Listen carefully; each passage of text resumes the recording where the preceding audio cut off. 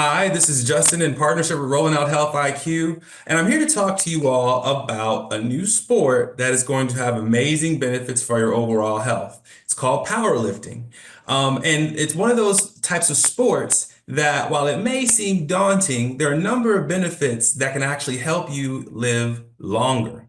I'm here with Coach Steven, who is a powerlifting coach, body specialist, and rehab specialist. Coach Steven, how are you doing today? I'm doing great, Justin. How about yourself? I'm well. So let's get into it.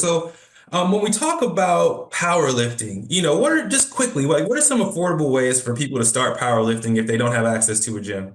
Man, honestly, the quickest, easiest way is you can squat, you can do some type of movement pattern. If you can't get to a gym, I mean, honestly, you can just start with some body weight squats and then try to load. I even tell people like if you can't necessarily get to a gym, you can always have a backpack, load up a backpack, and that can turn into a weighted squat. Start with a push-up as well. Push up, just being able to push yourself up off of the floor because you have to be able to do a bench press at some point. But hey, some people might have some shoulder pain. Go through that range of motion from the floor first, and then you can add on maybe even like a weighted vest from there. And then with a deadlift, honestly, if you pick up groceries, if somebody puts something on the floor, you pick up a package, you're doing a deadlift. So honestly, just being able to get comfortably into that position and just stand up, you can load that with a lot of eventful things for people with kids. I've seen some people will pick up their kid and just stand up and then come back down, turn it into a game. So you can make it fun as well too. You don't Right. have to be at the most expensive gym. You can still just do this at home and have fun with it. What do you say? What advice would you have to someone that's intimidated, by lifting the heavy barbells and they lift it up over your head? Like, what would you say to somebody who's intimidated, intimidated by that? I would say honestly, first things first, powerlifting is about it's you versus you. A lot of people will go and they might see these things and they might compare themselves automatically to what they're seeing. You don't worry about that. We all start at some point. So I would say, hey, if you're thinking about doing it, that means the bug and the seed has already been planted. All you need to do is just go ahead and just start. Start with something that is very simple. Hey, if you go into a gym and you see those people over there, maybe what you do is even just the community itself is very warm. I've never necessarily seen somebody go to a powerlifting gym or seen people powerlifting and get like not any type of conversation. I would even say if you're intimidating, you see somebody doing those type of things, go walk up to them and ask, "Hey, can you show me something?" Make sure, of course, information is information. There is right information, but just for someone who might just be seeing something and intimidated, our community is very welcoming. I think that's something that people don't get to and really understand. Like they just see all these heavy weights. The community itself is a beautiful community. We have people that have never done this before and people who've been doing it for over 10 years. So just go ask. You got to ask something. When we start thinking about skeletal muscle, and we start thinking about how there's some folks who realize they're getting a little older, that muscle is kind of degenerating, and then there's also these, wellness is taking a big boost these days. It's people are talking about how, you probably need to introduce more strength training. Walking is cool, but then you start thinking about, okay, well, how do I what do you say to someone who is really wanting to get into it, but think they may be too old. They may not, their Hmm. gender may not be represented. They think there's some, maybe some stigma associated with, like, what do you say to someone like that who knows they need to go work out, but they Yes. think, oh, maybe powerlifting may be too much?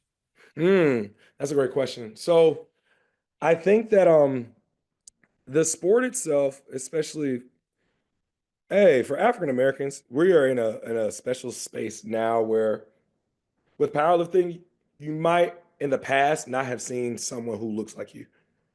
It's starting to change, myself included. I am a powerlifter, and I personally know of what we call masters lifters. So there's categories. You have the open category, you have teens, you have T1, T2, which is like 13, 14, 15. There's different categories, but we also have masters 1, which is like 40 through 49.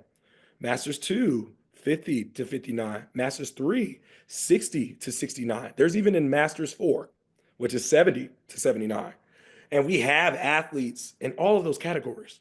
So I would say to that person who was thinking like, hey, maybe I'm too old, you're limiting yourself already. One thing what powerlifting has shown me to do is not limit myself. So you're never too old. I know someone, again, personally, she is 70 plus years old and she is over here power lifting. She is Wow. over here picking up weights I've never, like, she's picking up 200 plus pounds and she's over 70 years old. So anyone can do it. I think we just got to really just find the community. There are more gyms starting to pop up that can be accessible at the same time too. But if you're not in that state and you just have a gym though, I just want you to go and touch a barbell. Right. Start light. You don't have to go heavy, but just go touch a barbell. So check this out. So say somebody hears you and they say, okay, you know what? I'm going to go to a gym. Mhm. What are the best exercises for someone new to start powerlifting? I love these basics. If you're starting powerlifting, you have to be able to squat to a certain standard. There is a thing called parallel in the sport. So your hip crease, you have to be able to comfortably squat down where your hip crease is below the top of your knee. That is in your plan on competing. For someone who is just getting right into it, I just want them to be okay with squatting up and down. So start with a body weight. This can be for somebody who's never trained. I would never tell somebody to just start with weight if you've never trained your squat. You need to make sure that you know how to move in space first. But once you get comfortable, a good way to start that is maybe 3 sets of 10 reps. When you think of body weight, you got to get repetitions. So you have to be able to do reps that a certain number within a set where your body can go through the process of learning. So for me personally, I say 3 sets, 10 reps. That's not for everybody, but that's really good for beginners. And go through a squat, go through pushing yourself up from the floor, especially if you're not okay with laying on your back and letting something come down. Push yourself up off the floor. Some people can't do push ups, so I'll say, hey, start from the knees. You have to be able to be okay with pushing yourself up. Going to the gym for the first time, if you want to do a deadlift, instead of doing a bar, start with a dumbbell. Be okay with setting that dumbbell down and then you just picking that dumbbell up. Nice. That would be some really good starters just to get into the patterns themselves. And then when you think about now, let's see, the next thing we think about is injury. So Mhm. how would you suggest folks coming in prevent injuries? Is there any type of mobility work, stretching that they should incorporate? Is there any gear, any types of I guess equipment that they should Mm. purchase to make sure that they're, at least covering their bases from a very beginner level? What are your thoughts on that? I love that. I think that I mean if we're just talking about pieces of equipment, I feel like everybody should have from a recovery standpoint is a foam roller. Muscles get tight. There are some camps that believe foam rolling can be great. Some people feel like, hey, foam rolling can be done after. I don't really care as long as you foam roll because your muscles do get tight and it can help with some of that. Other pieces of equipment just to start with bands. Bands are really good. I'm talking about like the mini bands you see a lot of people do hip thrusts with. You can also do stretches with those. Now, of course, me being a coach, I can always educate y'all on some of the movement patterns. But just starting off, like if you just had a band on your hips and you were to open one side at a time, that helps with you getting direct hip strength. And a lot of people have tight hips. A lot of people have lower back pain. It's because they're not moving their hips and trying to train their hips. So I would say that could be a great piece. Really just trying to make sure, because that's going to prevent a lot of injuries. A lot of people, when they first start, are like, oh, my knees, my back, my hips, my ankles. Those are probably the four most common areas that I hear. So those are the areas that need to be stretched. Those are the areas that need to be mobilized as well, too. So that's what I would say to start. 100%. And then now let's go to nutrition. So, Mhm. what are some of the nutritional tips then? They say they go to the gym, they stretch, they, start those intro lifts. Nutritional wise, what are some tips for people who want to build strength? Great question. For building strength, I'm just going to keep it 100. I probably have this conversation with a lot of people. And 95% of people are not eating enough.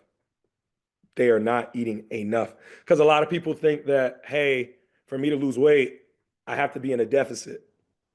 But a lot of people don't even know how to calculate their maintenance. What does your body need to maintain? So what people will do is they'll go so deep into a deficit and then they're hangry.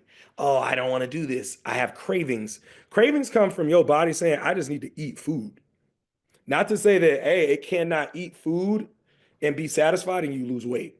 So I got to start with that. A lot of people are not eating enough, which is crazy to think. But protein, protein is very important.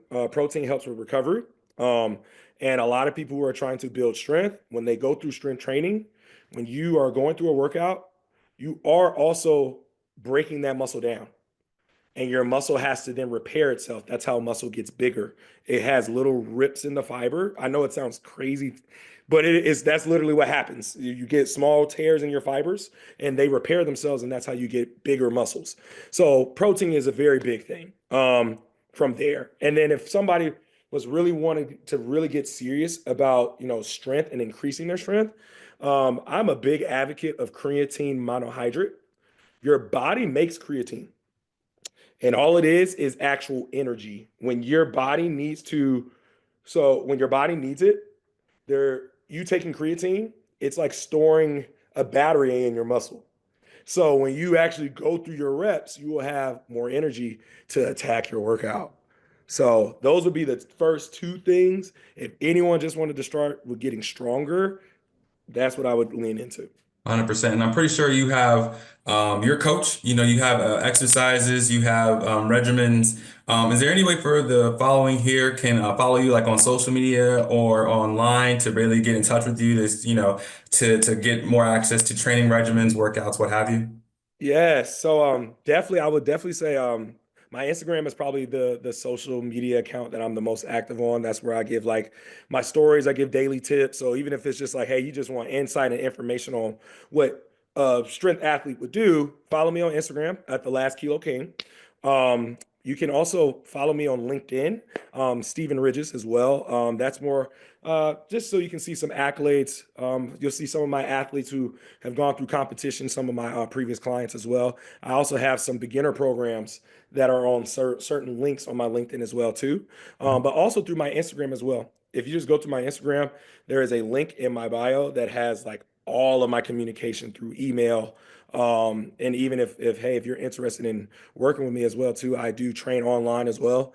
There is a app that I use for my online clients as well, where you'll have all your workouts there as well too. There's also a sample workout as well too, if somebody is interested in that. Basically guided for beginners. So that would be great.